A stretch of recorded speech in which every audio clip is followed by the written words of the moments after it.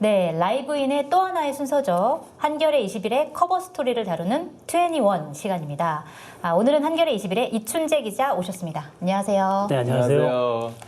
네, 이번에 이제 표지 제목이 돌아오지 못한 귀국선인데요. 네, 일제 강점기에 우리 조상들이 겪었던 고통, 이런 고통을 상징적으로 보여주고 그런 것들이 좀 압축된 사건이라고 말할 수 있겠습니다. 네. 네. 강제징용으로 일본에 끌려갔다가 혹독한 노동을 견뎌낸 분들이 광복의 기쁨 이런 것과 또 고향으로 돌아가는 그런 기쁨에 설레어서 귀국선을 탔는데 고향 땅을 밟아보지도 못하고 일본 영토 앞바다에서 유명을 달리한 아주 비극적인 사건이죠. 네.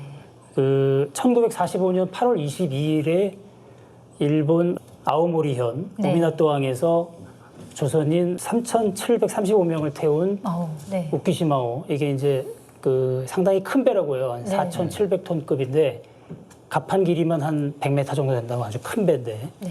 이 배를 타고 이제 출발을 하죠. 네. 부산을 향해서.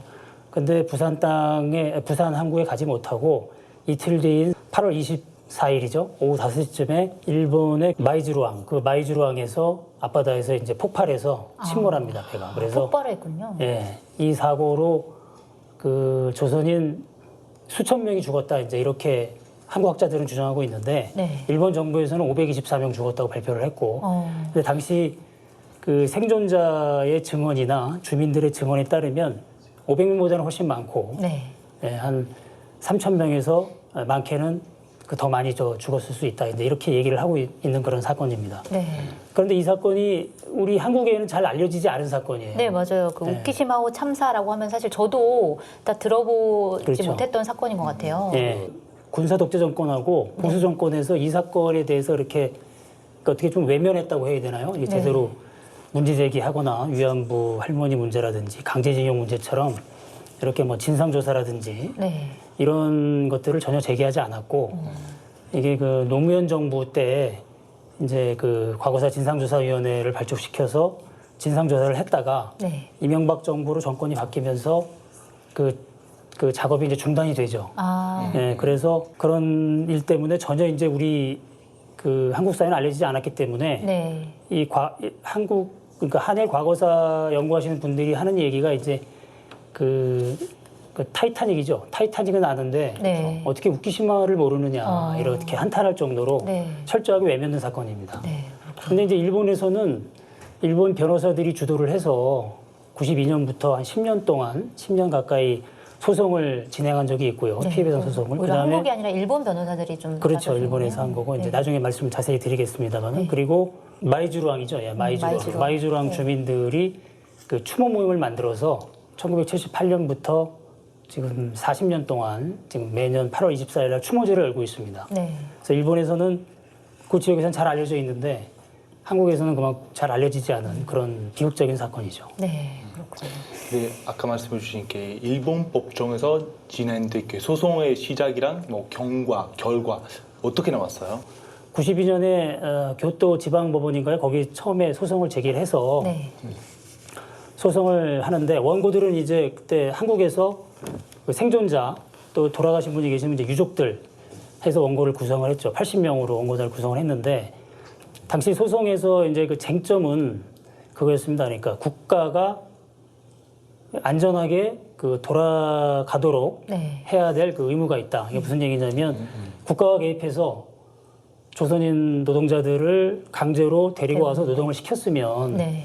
이제 그게 전쟁으로 강제징용이 끝났으면 안전하게 돌려보내야 될 책임이 있는 거 아니냐. 그렇죠. 그래서 네. 거기에 대해서 책임을 다하지 못했기 때문에 그에 따른 배상을 해라라고 이제 소송을 제기를 한 거죠. 네. 그래서 1심 소송이 한 8년, 9년, 한 10년 가까이 진행된 것 같아요. 오랫동안 진행되면서 1심 재판에서는 국가 안전 배려 의무라는 쟁점이 약간 변형된 형태로 인정이 됐어요. 그러니까 네. 국가가 개인에 대한 어떤 피해를 배상하는 그런 구조가 아니고 개인 대 개인, 그러니까 운송회사와 개인 간의 어떤 사적인 관계. 네.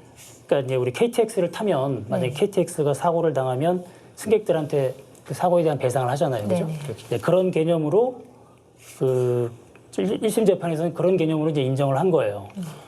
그래서 이제 상당히 그때 상황을 봤을 때는 상당히 의미 있는 판결이죠, 이게. 네. 예.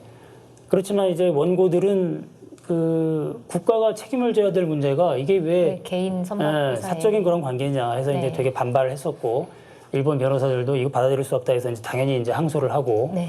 근데 이제 항소심에서는 이제 이 1심에 인정됐던 국가 안전 배려 의무가 완전히 뒤집어지고 그게 이제 최고재판소까지 확정이 돼가지고 결국에는 패소 판결한 그런 소송이죠. 아, 2심을 이제 가장 그 나쁜 판결이다라고 이제 얘기를 하는데 그 네. 변호사님들 이걸 취재 가서 말씀을 들어보면 그동안 일본의 과거사 관련 판결은 이게 뭐 애석한 사고였지만 이 국가가 배상하기는 어렵다라든지 네. 판결 취지가 아니면 이것은 소송으로 해결될 문제가 아니고 일본 국회에서 법을 만들어서 보상법, 특별법을 만들어서 보상하라. 네. 이런 식의 이제 그런 식의 판결이었는데 이 우키시마호의 2심 판결은 종전 후에 네. 그 난리통에 조선인을 태운 배가 사고를 당해서 죽었는데 그걸 어쩌란 말이냐 뭐 이런 식의 판결이었대요. 그래서 그 야마모토 변호사님의 그 표현을 빌리자면 이건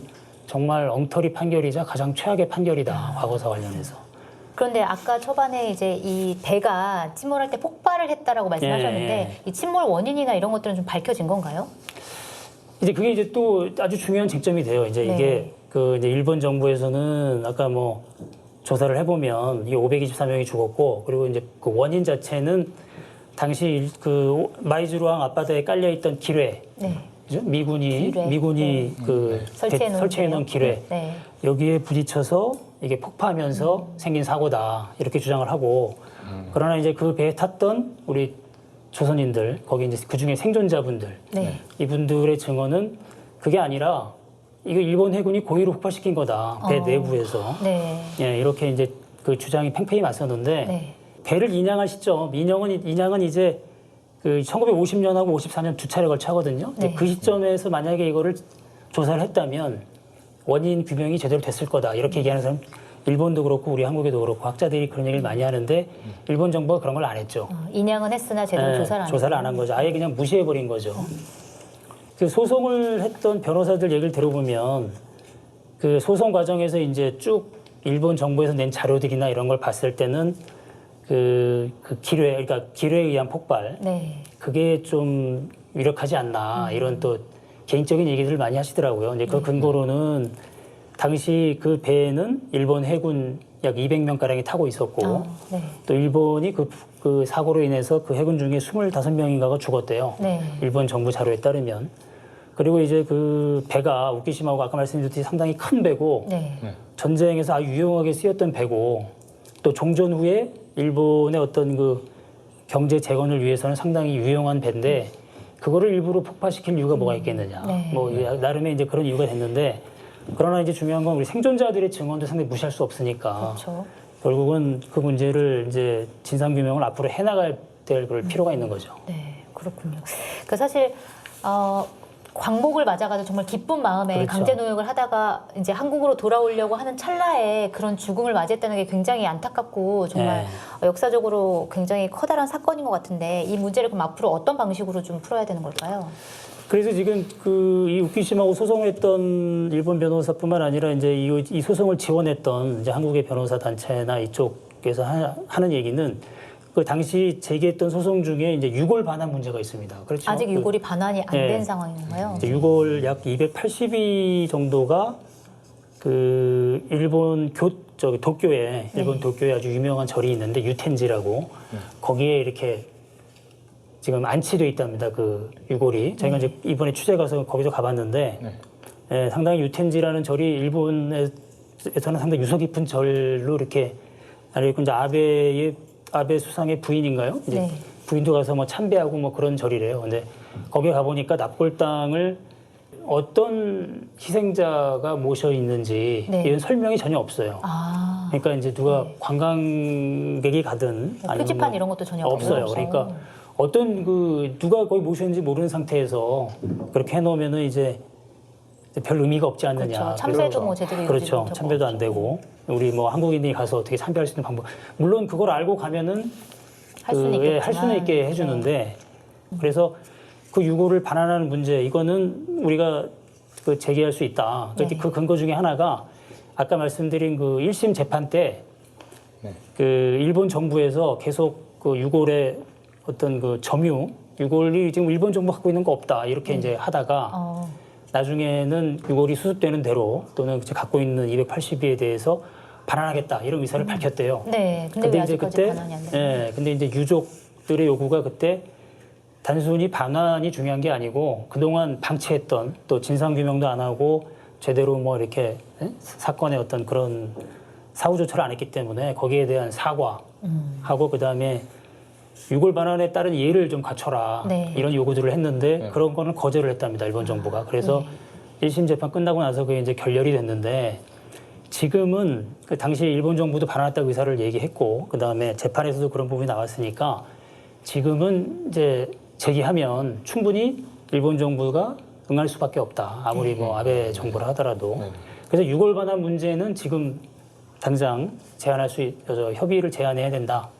이렇게 이제 얘기를 하더라고요. 네, 그렇군요. 네, 이번에 이렇게 후쿠시마호 사건을 그러면 약간 민간 교류 기회로 활용할 수 있는 바는 없을까요? 예. 그래서 이제 아까 말씀드렸듯이 거기 마이즈루항 주민들이 그 상당히 오랜 기간 그 추모 활동을 지금 하고 있고 추모제를 하고 있고 8월 24일 날 그리고 그 추모와 동시에 그 추모 모임 대표라든지 거기 이제 활동하시는 분들이 그 지역의 중학생들, 어린 학생들한테 이제 현장 학습 나가서 그 후쿠시마 사건 참사에 대해서 얘기를 해준대요. 얘기를 하고 이거를 잊어서는 안 된다. 이게 이제 전쟁에 결국은 전쟁으로 인한 피해자인데 앞으로 전쟁이 있어서는 안 된다. 그 전쟁의 피해자는 항상 약자들이다 이렇게 노동자들이라든지 뭐 그 가족들 이런 굉장히 훌륭한 분들이네요. 예. 네. 그래서 그런 활동들을 하기 때문에 우리의 어떤 그 민간 교류를 좀 활성화해서 이분들하고 서로 좀 교류를 하고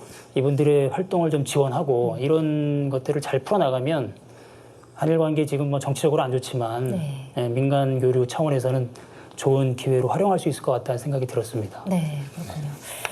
네, 아베 정권의 경제 보복으로 촉발된 최악의 한일 관계. 결과적으로 이것은 그러니까 미진한 과거사 청산이 그 원인일 것 같은데요.